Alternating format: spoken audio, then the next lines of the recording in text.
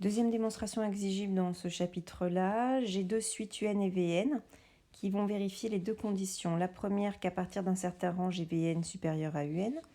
Et la deuxième condition, c'est que limite de UN égale plus l'infini.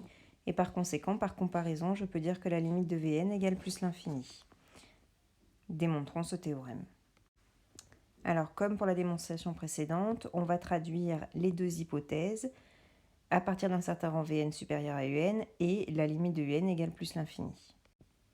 Alors, je commence par traduire limite de Un égale plus l'infini quand n tend vers plus l'infini.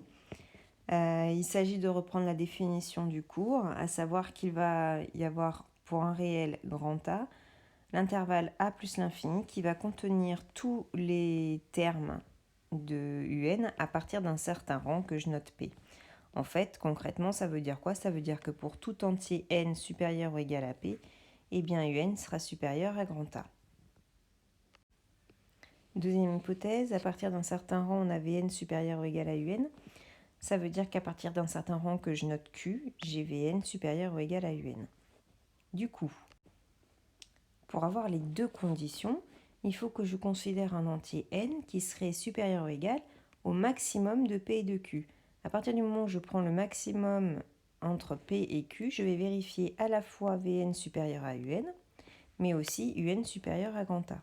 Et du coup, quand j'observe, au final, à partir de ce rang qui est égal au maximum de P et de Q, eh bien, je vais avoir Vn supérieur à grand A. Ça veut dire qu'à partir d'un certain rang, tous mes Vn seront dans un intervalle du type A plus l'infini.